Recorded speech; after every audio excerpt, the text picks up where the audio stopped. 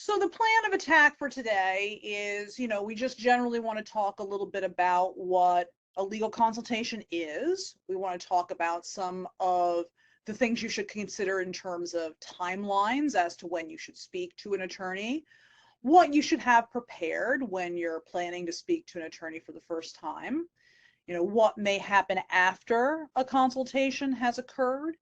And then we're going to talk a little bit in general about some specific federal employment topics that, our firm can assist you with, and what things should be considered for purposes of consultations regarding those topics.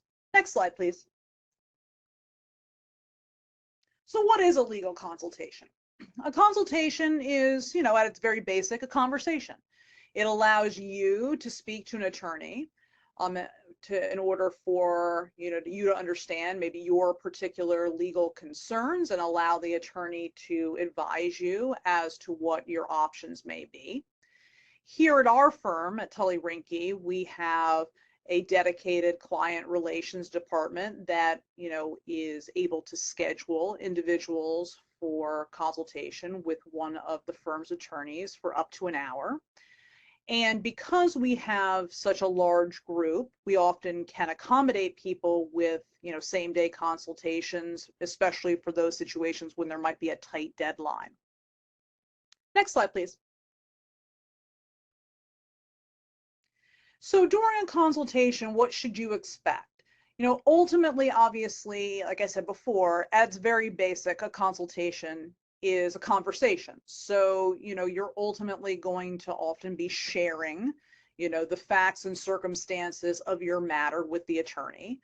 And the attorney is going to help you to identify, maybe what the other side, the defenses that may exist regarding your matter.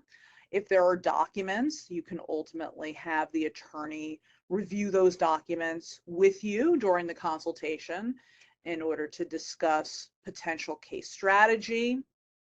Also, a very important piece of a consultation is often understanding what we call the life cycle of a case. And that can be, the different processes, procedures, timelines, obligations.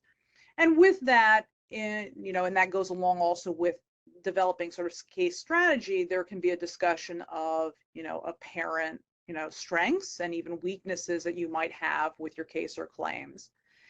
And, these consultations aren't just ultimately going to be about whether or not you retain the firm or not. There also can be situations where in a consultation, you're just getting advice and, you don't at that point move forward with the firm, or may not even have a matter that, warrants moving forward, but you can get advice regardless of whether or not you're ultimately going to retain the firm to represent you moving forward.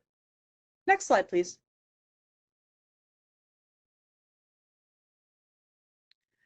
Now, in general, obviously, in situations where there may be some issue during the consultation that's discussed that warrants further action, our client relations team after the consultation may ultimately send you a retainer document, which is the contract between you and the firm. And if you decide that you are going to retain the firm, you then sign that retainer agreement, make payment, and ultimately the case would then be open and assigned to one of our attorneys within the Federal Employment Practice Group. Now, not in every instance when you talk to an attorney for a consultation is that attorney going to be the one that represents you. In fact, quite often when people talk to me, I'm likely not going to be the person who's assigned because I spend most of my day doing consultations. But ultimately, one of my obligations as part of the consultation process is that I then share the information that we discussed with the assigned attorney so that they have knowledge of what we discussed, the different potential strategies, different potential issues that were brought up. However, in general, though, other than within the context of the attorney-client relationship, everything you say during a consultation is considered protected. It's not like, you say something and then even if you don't retain the attorney can then share that outside of the context of that attorney-client relationship. Your matter that you're disclosing is ultimately considered a protected communication, even if you don't wind up retaining the firm. Next slide, please.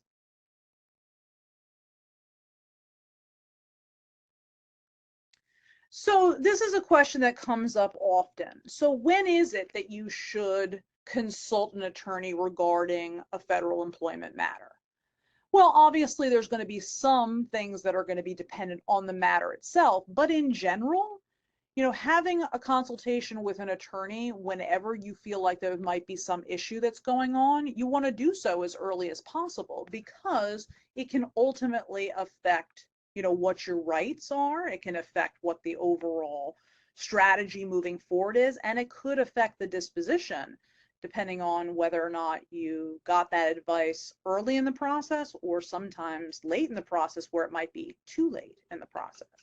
But certainly you want to make sure you reach out to counsel if you receive any type of notice, like if you get a notice that they intend to discipline you, or notice that you're under investigation for something, or notice of some sort of unfavorable action that you believe is motivated by some type of protected basis.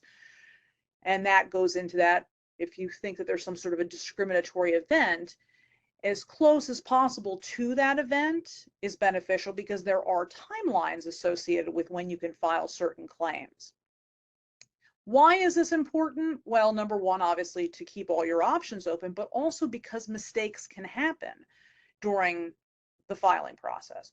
So if you reach out as early as possible, then you give both yourself, and if you wind up retaining counsel, the opportunity to take into consideration and use to our advantage the full scope of the time that might be available, and put and build in any opportunity if for some reason email doesn't work that day or the power goes out, that we're not then having to try and file something on the eve of when it's due.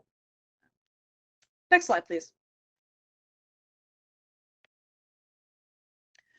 So as I was talking about before, we want to talk in general about some of maybe the more common topics that come up in the federal employment context, and talk about specifically, how they relate, to sort of consultations and things you should consider in determining, number one, whether or not you need a consultation, or then obviously whether or not you need to retain counsel.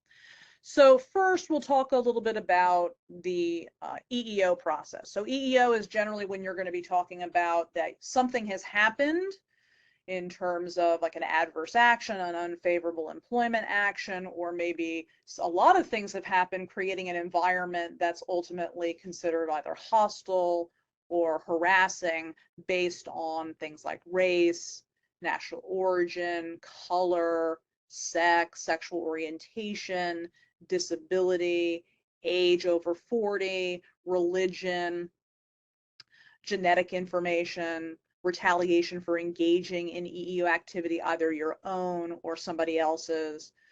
Well, when something has happened that you believe is motivated by those things, or the environment is such that you believe that it is hostile or harassing because of those things, then you can file an EEO complaint. And an EEO complaint first starts off with an informal complaint. The informal process, ultimately you have to file within 45 days of the discriminatory act. So again, very important that, if you are looking for advice and want to talk about something, or looking to find out about how to do this, how to actually file a complaint, that you do so as timely as possible, as close in time to the actual event, because you don't want to run afoul of the time frame. And like I said, these cases are going to be based on protected bases. So those things I listed before. It's not a situation where we're talking about like harassment or toxicity in general. An EEO complaint has to be based on those protected bases that I've alleged. There might be some other option in terms of just, bullying or harassment that's not based on a protected basis, but when we're talking about EEO, it has to be within those categories. In terms of, the actual informal complaint, like I said, you need to file within 45 days of the issue. You have to initiate contact.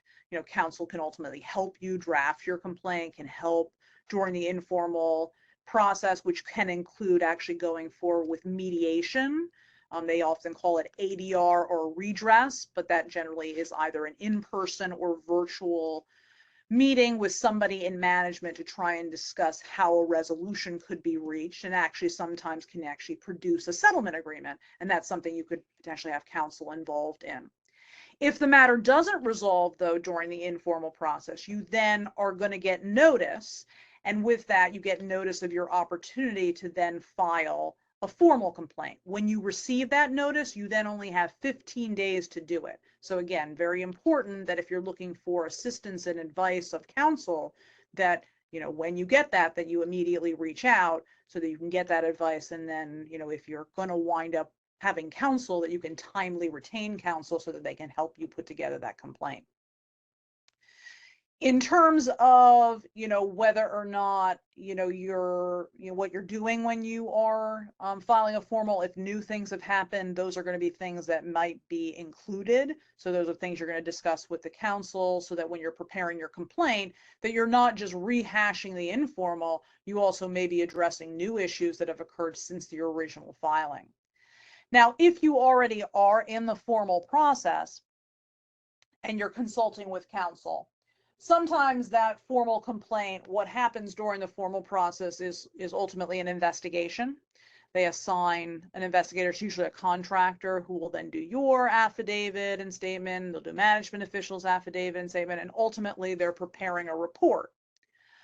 Ultimately, if, when you receive that, the report doesn't make findings and conclusions. It's ultimately something that you then have the ability to determine what you want to do. Do you want the agency to make a decision? And that's called a final agency determination, or what they call a FAD, or you can ultimately elect to go to the EEOC.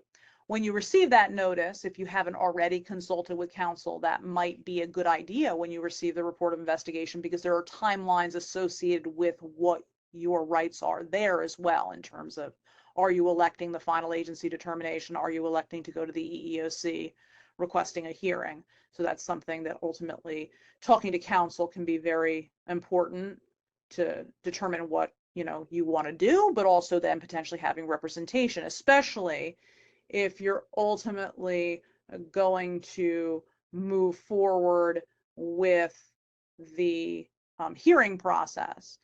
Hearing process can be very difficult for people to pursue on their own. It involves a lot of, ultimately kind of legal language and legalese. The agency will obviously have counsel, so it can be very beneficial for you to ultimately protect yourself by having representation too. So, ultimately, having a consultation at that phase about what your obligations are, what your rights are, and what counsel could do is important, especially as you start to move forward with the different things that happen during the hearing process, like discovery, the orders that are made by the judge, setting the different timelines for what you have to do. And, there are very strict deadlines. And that's something that you need to think about in general. These deadlines are not things that you can sort of excuse away. There are very limited excuses that are going to be considered, from a legal perspective.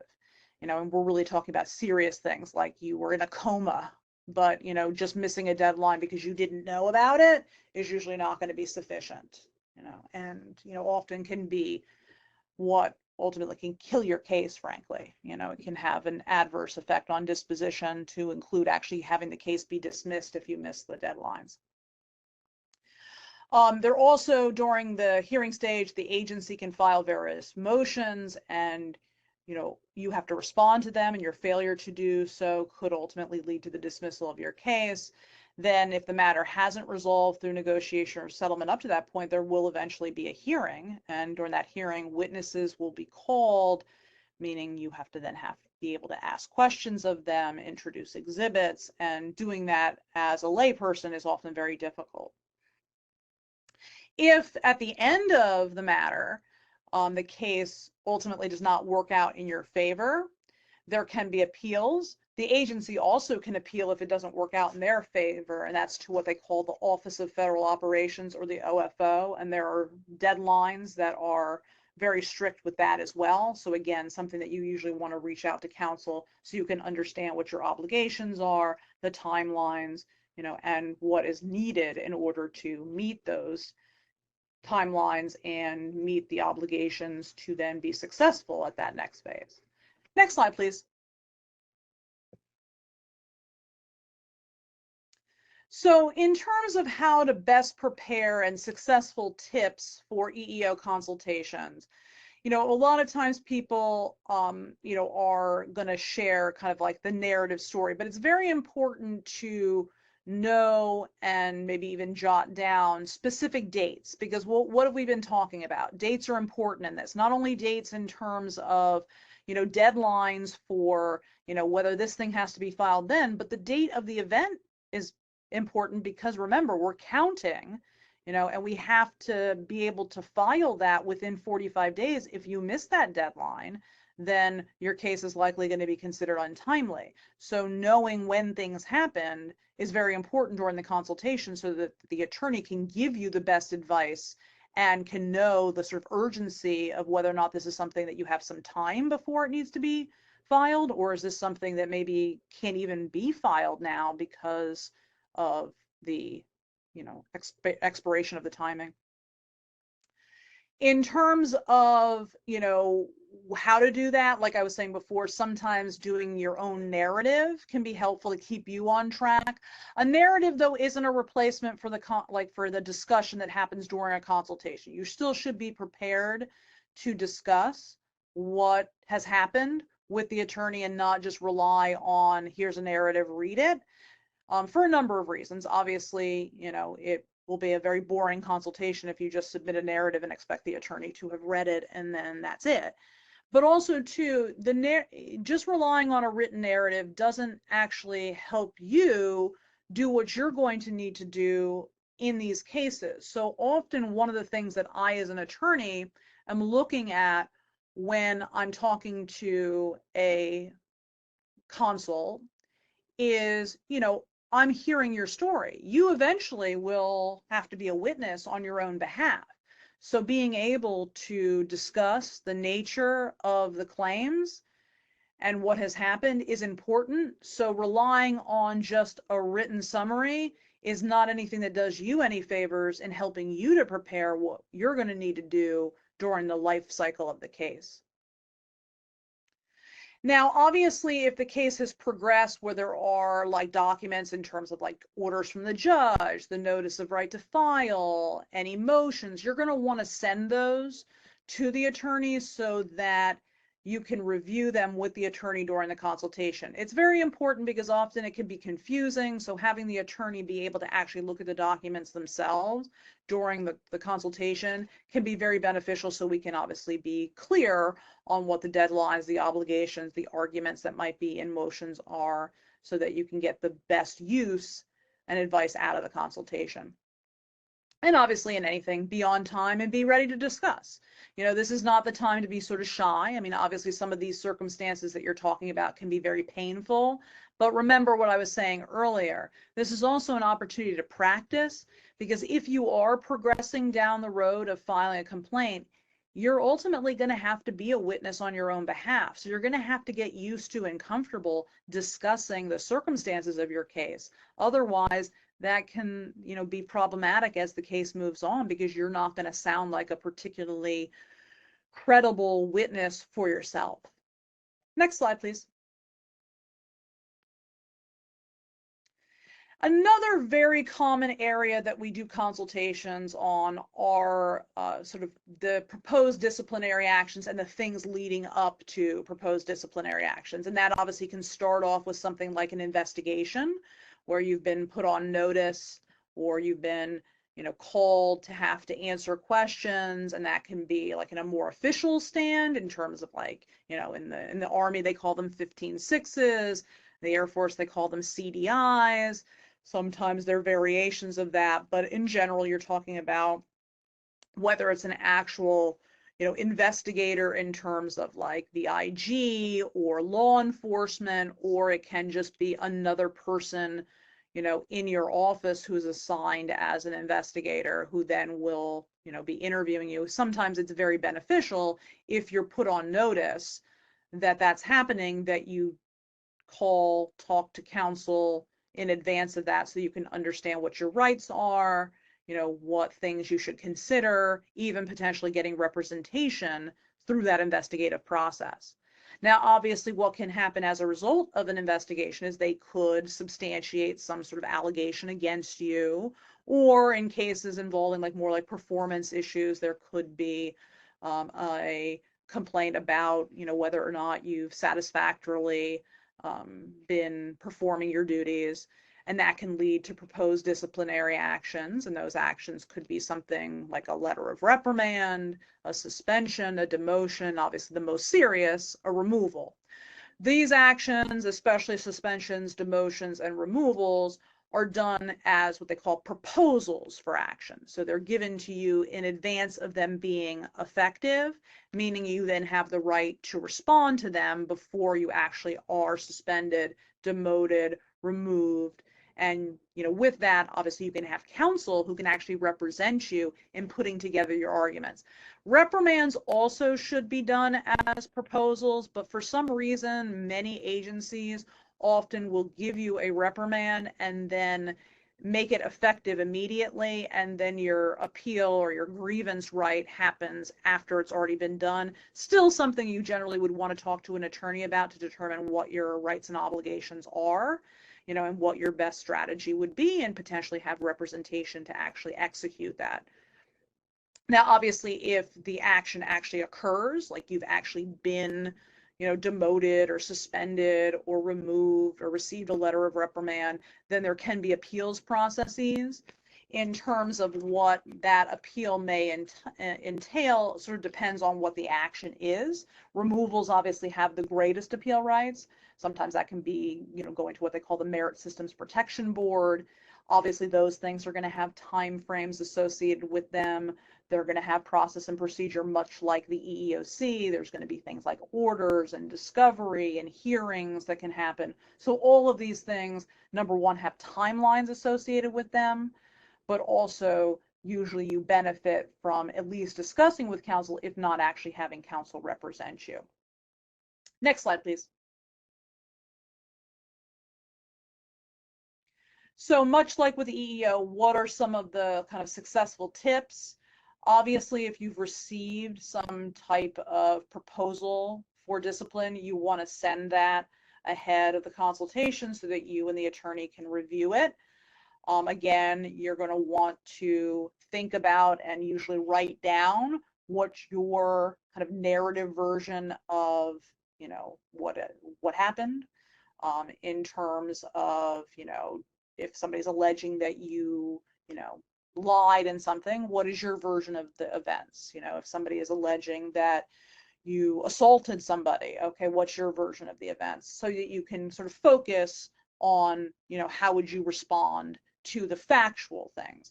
Also think about, in terms of, are there witnesses, and that can be witnesses who can actually talk about the merits in terms of, being witnesses to personal circumstances that are alleged in the action, but it also can be witnesses that can talk about your character, or even think about scenarios where maybe you are aware of how others were treated when they were accused of similar behavior. That's what we call comparator situations, because that can be beneficial in determining the strategy. And then, of course, like I said before, be on time and ready to discuss the issues.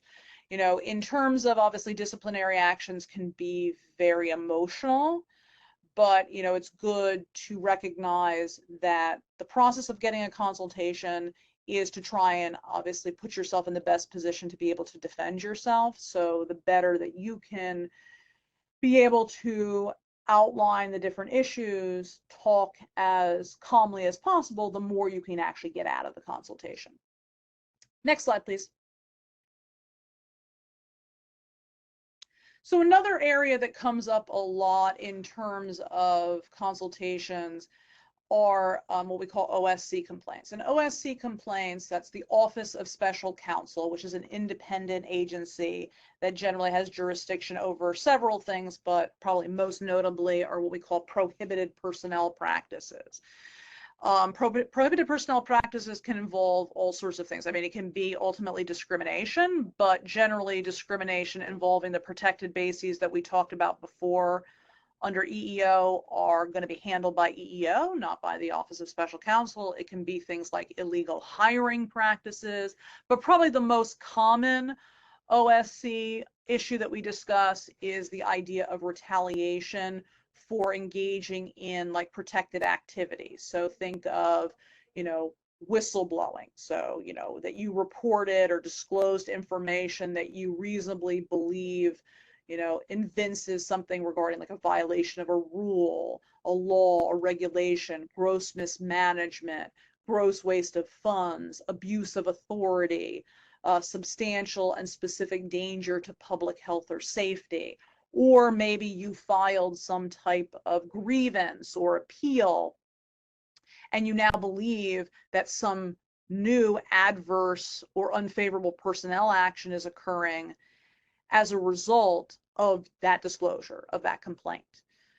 That is something that potentially can be an OSC complaint.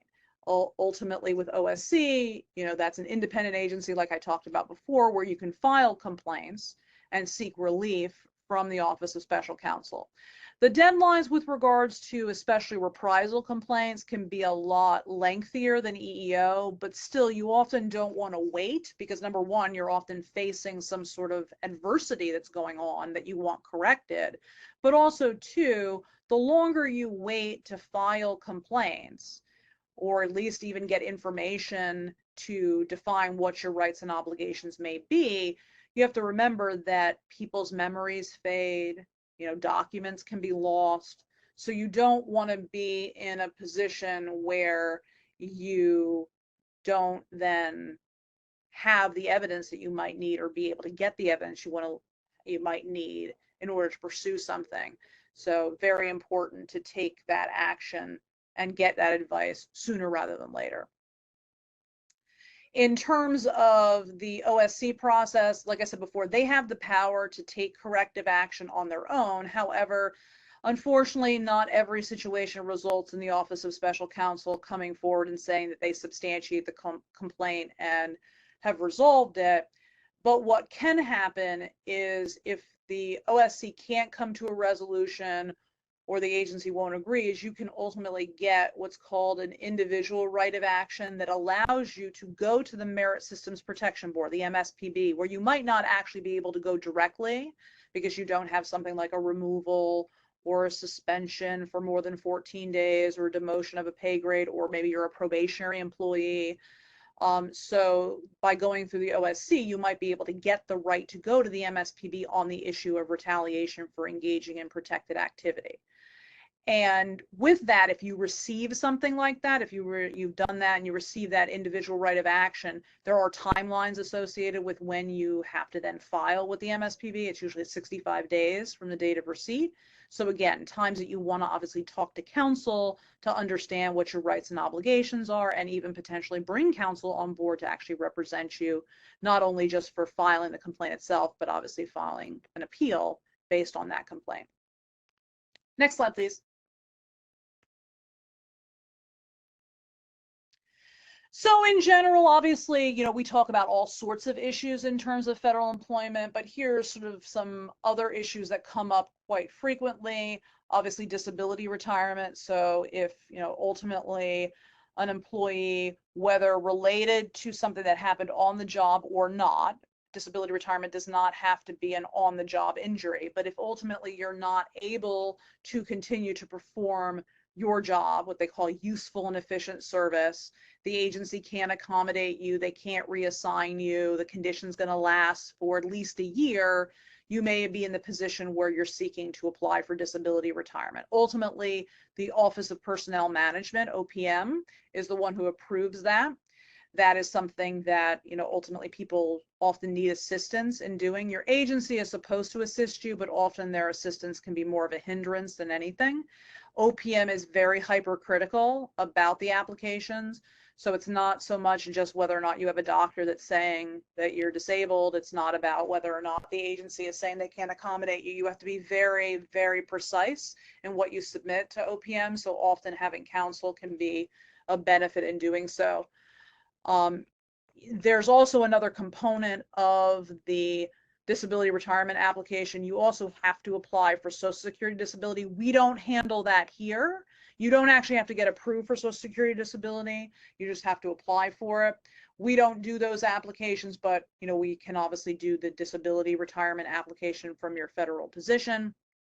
And in many instances, we can give you a referral if you need help actually doing your Social Security disability application as well. OPM has the ability, obviously, to deny applications. If they do so, you have the ability to seek reconsideration. There are very strict timelines associated with doing so. So obviously, if you were to ever receive something like that, where they were denying you, you would want to talk to counsel as quickly as possible to, number one, obviously determine what your kind of rights and obligations are, but also potentially bring counsel on to help you do that request. If they again deny after a request for reconsideration, that's considered their final action, and then you have the ability to appeal that decision to what they call the Merit Systems Protection Board, as we've talked about before, and that also has very strict timelines. So important to talk to counsel, within that time frame. Usually, you're talking about 30 days from the date that you've received the notice. So obviously you would want to talk to counsel well in advance of that, especially if you ultimately are looking to retain counsel. So there's sufficient time for them to be able to get involved and prepare your appeal. Another area, we talked about it a little bit tangentially when we were talking about letters of reprimand.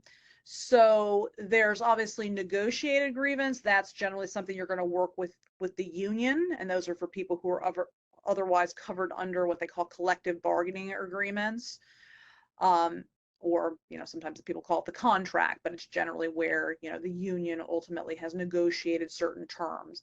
However, not everybody has that, but there are times that employees may not have the right to do something like an MSPB appeal, but they can do an administrative grievance with their agency to dispute something like a reprimand, or maybe they've been reassigned, or they got a bad evaluation.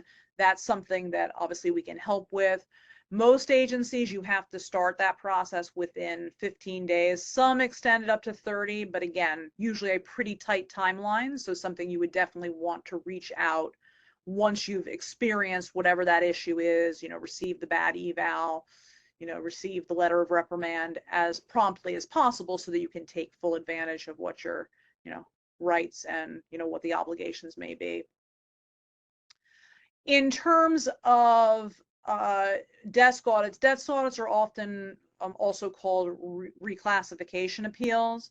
So many people perform duties that they believe either exceed their position description or are within their position description, but they believe exceed what they're actually getting paid to do. Like they believe that they're being paid too little for the amount of work that they do.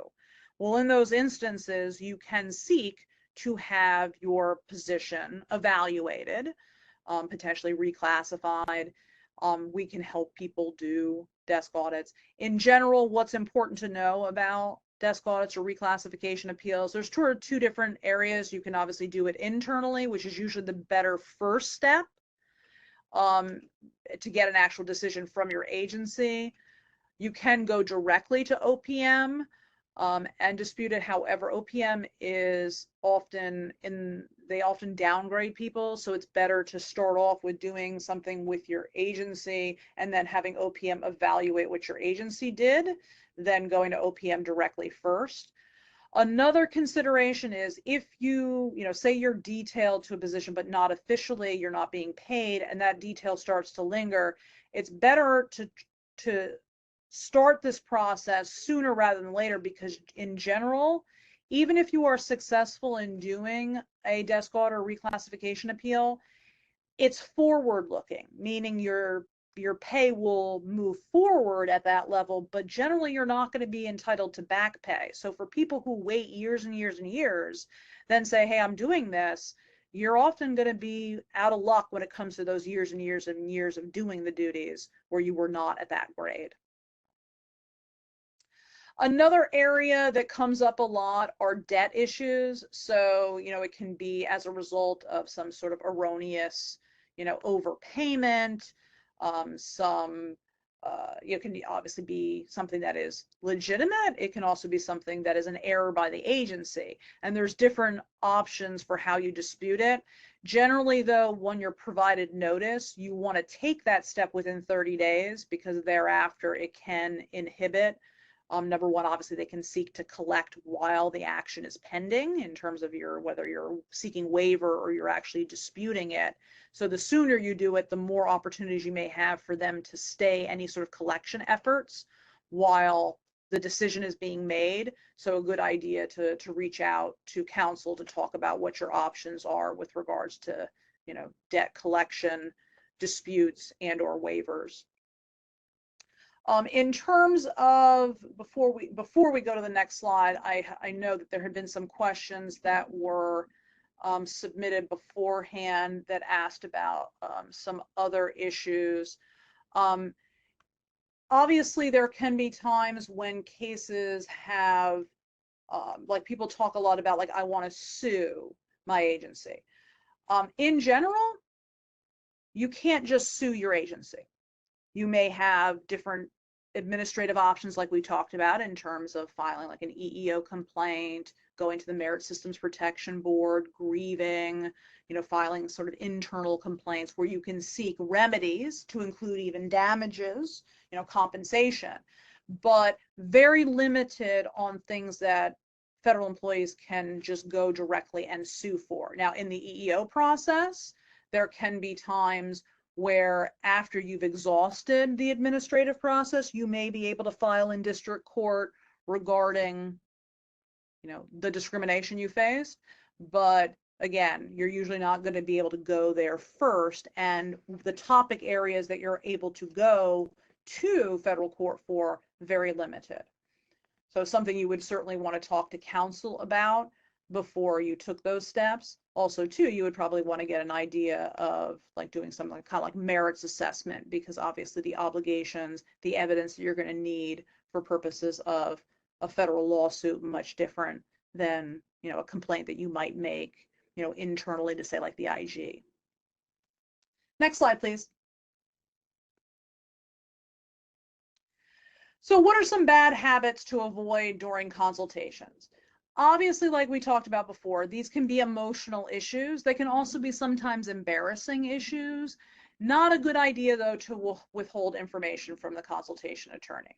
Even though those issues might be, difficult to discuss, embarrassing to discuss, it's important for the attorney to know everything, because you're only then hurting yourself and the advice that you're getting by limiting the information that you provide. And remember, as I talked about before, there is attorney-client privilege. So even if you ultimately are admitting, like say in an issue of an investigation or a proposed disciplinary action, I'll tell you, many of the people that we represent have done things. They might have done exactly what's in the proposal. That doesn't limit, though, our opportunity to still fight about whether or not the agency has sufficient evidence, whether or not the agency has done things procedurally correctly, whether or not they've considered appropriately different defenses, mitigation, affirmative defenses. So, don't hold things back to try and, make your case better, because what you really do in the long run is make things worse. Also, limit the documents that you send for purposes of consultation to the things that are truly relevant, like the things we've talked about before, like the proposal for discipline, like the orders from the court. Sending hundreds of documents number one, the consulate attorney is not going to be able to review them, and it often creates problems in terms of finding the documents that are ultimately relevant. And that goes to, for people like I told you before, it's a good idea to do your own narrative, but that narrative isn't a replacement for the conversation you're going to have with the attorney. So sending a 12-page, 10-point font no space, narrative is not particularly useful for the consultation unless it's going to be useful for you to be able to reference, but it's not going to be particularly useful for the consult attorney. Now, a consult isn't just about getting to hear what you want to hear, unfortunately. I mean, that would be ideal, is if we could talk to everybody and tell them that they're 100% correct and everything's going to work out great.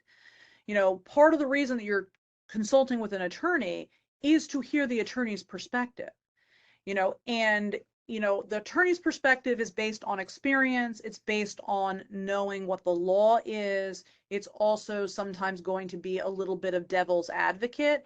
And you need to recognize that it's not done for any kind of malice or, to, discourage you in a personal sense, but it's to give you what is ultimately our ethical obligation, which is to tell you the truth and tell you what things may be, cons of your case as well as pros. So, always remember that it's a good idea to listen to the attorney's perspective, even if you disagree with it. Just like the attorney is going to listen to your perspective and explain, why it may or may not be relevant to a case, but also why that might be important to the case. Obviously facts are important, but the law is also important, and particularly like the procedural issues in terms of timelines are very important. So ultimately, it's a good idea not to be, upset if an attorney tells you maybe that they don't think the case is as strong as you do, because ultimately that is also how the opposing counsel or judge might see it as well. Next slide, please. So right now, I know people have been sending questions. I'm going to look them over, but I am going to tell you that a lot of the questions I was seeing are very specific in terms of, obviously in an open forum like this, we cannot discuss people's direct legal issues out of fear of confidentiality problems. But obviously there's always the opportunity for you to consult with counsel, for what are your specific issues related to any of these processes. But let me look over and see if I can find some sort of more general issues.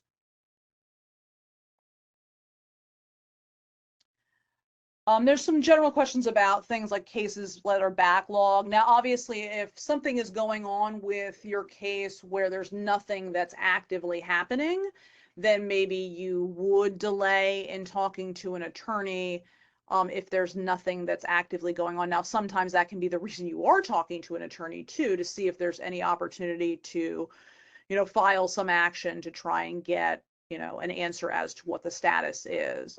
But again, if a case has nothing, no current deadlines, and it's something that, say, like, you filed an appeal at the EEOC's Office of Federal Operations, and you haven't received a response back yet, it probably is a good idea to wait until you get it before booking a consultation, because there's not much that can be done. We can't, modify or amend that appeal once it's filed.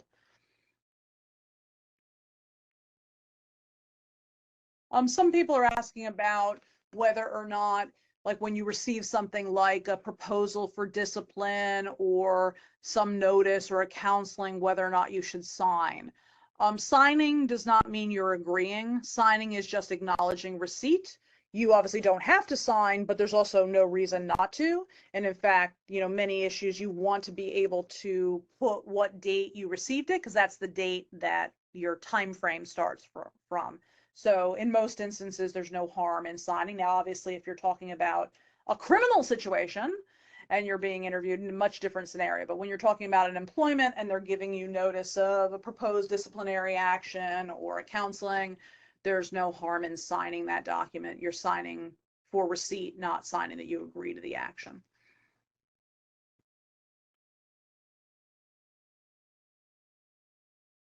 Most of the other questions are very specific, so I'm not going to answer that in this context, but obviously if people have these specific questions, they can always, call our firm and ultimately schedule a consultation so we can get to more detail about the substance and you can get more individualized advice. Thank you everyone for joining today's webinar, and thank you, Heather, for presenting. This presentation was recorded and a copy will be sent to all attendees in the next couple days. I hope everyone has a good rest of their day.